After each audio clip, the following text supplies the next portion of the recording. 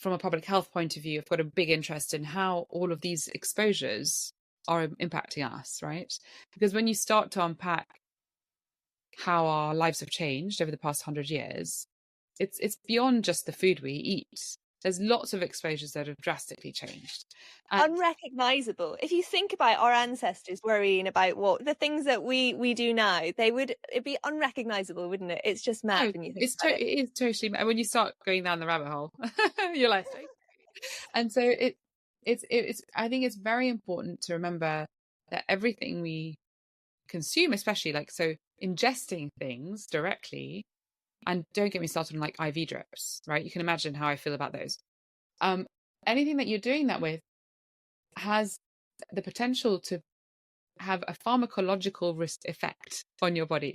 And so the fact that we sort of pop pills and powders so freely, when, as I said, we're basically the first. We had difficulty categorizing Daily 30, our product, because it's made with whole foods. And so the industry was like, well, but you're dosing it. And I was like, yes, because we need to get people to get this diversity of fibers in these 5 food groups and the 5 grams of fiber in each day. And like, but it's unusual to have a dietary supplement that's actually made of food, which is hilarious. Like, the clue's in the name. So they're called food supplements. They're regulated as food supplements, but they're very far away. The vast majority are very far away from being food supplements. So it's supposed to supplement a healthy diet, but the reality is a lot of people take these as a replacement for a healthy diet. I've worked with a lot of people who are so disengaged with food. Now, what you said there is super important, right?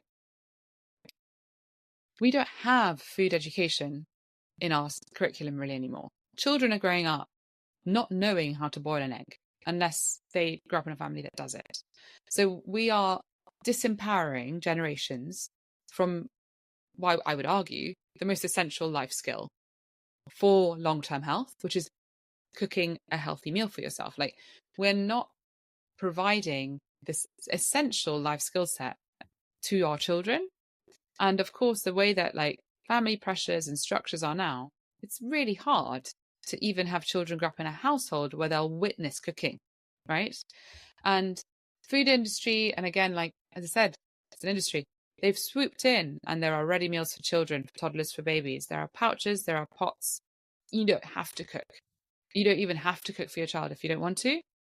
Now, will they be getting the optimal nutrition from these? No. But the front of pack marketing will make you believe that they are. So I'm angriest about this, because there are droves of parents who are purchasing products designed and marketed to children and babies and toddlers, with front of pack marketing, which has you believe that it is a complete meal. And it contains essential nutrients. It's expensive. Right? People are spending their money on it. They're bought into it. They think they're doing the right thing. Because it's hard to fathom that it would be allowed by our government to sell products aimed at babies that isn't actually helping them. Like, why do we do that? Good question. Another topic. But so, the BBC Panorama on this topic really showed how, especially families that have less access and that have lower education, they're the ones suffering the most, because they trust the supermarkets and the industry to be creating healthy products for their children. Right? And it's awful when you think about it, because to have an entire generation of children now who have been, some of them, weaned entirely on packaged foods. And I've worked with some of these parents, and they are, they're like, well, at least if it's in a pouch, they won't choke. I know that it's a puree. I'm worried about what to put in it. So by not educating people on how to cook basic healthy meals, we're not only robbing the person from being able to look after themselves, but we're also robbing their children and their grandchildren and their nieces and nephews and brothers and sisters, right? So that is a real problem. So you can own a vegetable peeler, but if you don't know what to do with it, and then of course, if you can't buy the vegetables because you live in a food swamp, so there's lots of structural issues, and I think it's important to highlight them because we should all be very angry about them. But also, if you are someone who's fortunate to be in a position to say, well, actually, I can learn how to cook, spending money on a cooking course, there's actually very good free resources now as well on cooking, which is great, is a brilliant investment. We have to start thinking about eating healthily as an investment in ourselves, the same way we do for expensive gym memberships or cold plunges or saunas. I mean, or even the supplements we're buying because we yeah. think we're investing in our health. Yeah. Like there's lots of things that we're happy to part our money with that have way less evidence. So reframing, like, cooking a healthy meal is the ultimate flex for health, for looking after yourself. And then if we do that, it will help people to feel empowered to do it for themselves, and to realize that, you can feel great when you change your diet, you start cooking for yourself. The transformation to how great you feel doesn't take decades, right? You'll see the impacts on your health outcomes decades later, sure, but you feel great straight away. And dozens of studies on how it can improve mental health outcomes, even with severe depression and more severe. There's loads of evidence. You're going to feel great if you just make a priority. But again, we're fighting against this narrative pushed mostly by the food and supplements industry. Actually, I've got some bones to pick with people where they're like, don't worry about thinking about your meal. Convenience is served to you in this bottle.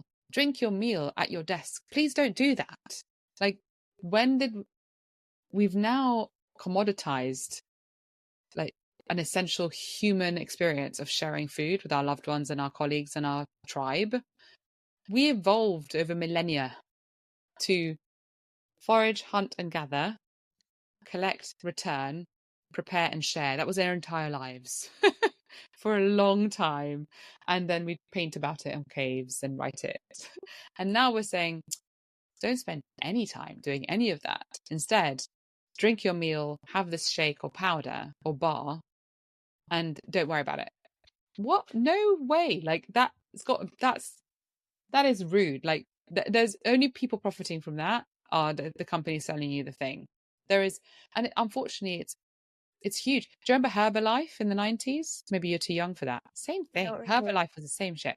Like, sorry, I just saw, but they literally sold you shakes and soups in little sachets, and no one feels better. No one is better with that. I think what's super important is to reclaim our food culture and reclaim food education and learning to cook for ourselves as a really essential, basic thing that we need to do. And then you can start exploring where your food comes from, how it's grown, how healthy is the soil, is it seasonal? Once you start cooking and enjoying food again, all these things open up about flavor and provenance, and it is joy. It's a joy to do. It's a joyful thing. It's like happy, joyful thing to do.